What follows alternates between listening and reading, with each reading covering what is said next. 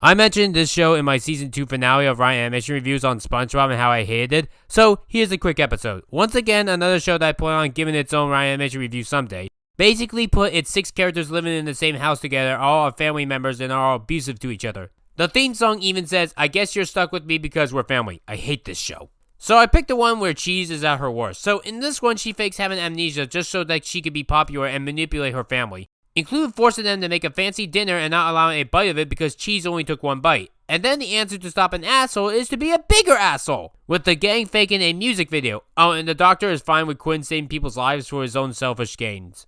Speaking of selfish gains, DC Superhero Girls did 2 terrible episodes. I said before that Jessica aka Green Lantern is the worst of the group. Retreat has her at her worst. Basically, she takes all the powers away from all the supers and their technology just so that they can follow Jessica's abusive ways. At least when Mickey Mouse did his spot, he allowed Goofy and Donald Duck to still party in the camper in the woods while he roughed it by himself.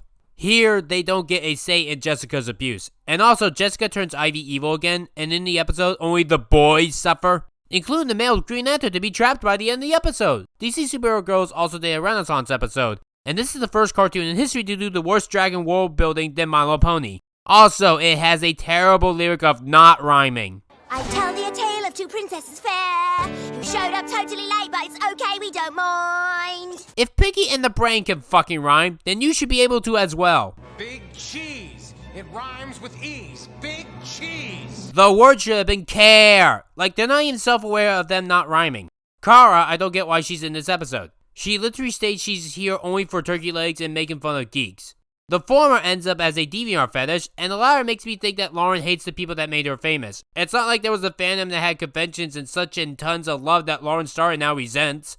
Oh, by the way, ignoring the fact that no one ever threw mud, the pig thing is actually literal pig shit. Episode's words, not mine. That mud contains far too much pig filth.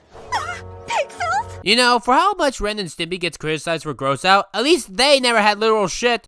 Oh, that reminds me, Diana is an insufferable asshole, and this is her at her worst. First of all, her not used to modern custom never dies out. And this is the most recent episode, by the way. 52 fucking episodes in. Every single thing that is silly, she criticizes. She also makes an innocent man lose his falcon. Like, he even fucking cries over it, and then he never gets it back. And none of the heroes ever tried to get the falcon back for him. Like, why didn't he get his falcon back? I'm guessing that if this was a girl, she would get her falcon back, but because it's a boy, he doesn't need his falcon anymore. The dragon Ember is pathetic. She hasn't eaten in centuries, but yet is still alive. Why she only likes eating princesses is never explained. Also, her dragon design looks like Wubcake's OC. And according to the original DC comics, Ember is more like a demon than a dragon. Here, she's a full-on dragon. If you want to make her a dragon, make her a dragon. Why does she shoot fire from her hand? Like, pick one, guys. Is she a dragon or a demon? Why does the DC Superhero Girl fanbase defend the show again? It's garbage. Oh, and by the end of the episode, Zatanna and Diana are still on fighting terms.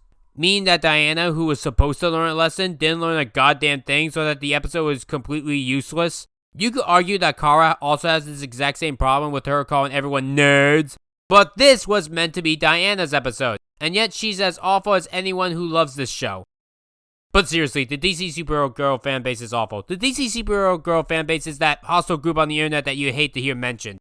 The DC Superhero Girl fanbase is basically what your ex always states is good and that you can't just get into because they were so obsessive over it. The DC Superhero Girl fanbase is that fanbase that people will defend no matter what, even when the characters do irredeemable things. The DC Superhero Girl fanbase is that fanbase that would love all LGBT representation simply because it exists, even if it's something terrible like Voltron. The DC Superhero Girl fanbase is that fanbase that will quit being Mr. Enter's editor just simply because John doesn't like the show, to appease the gross habits over the years, and that the only reason that they defend this gross show of offensive morals solely because Lauren Faust made it and nothing more, and that the people are just jealous of me because I got to meet her in 2019, but the fanbase never did.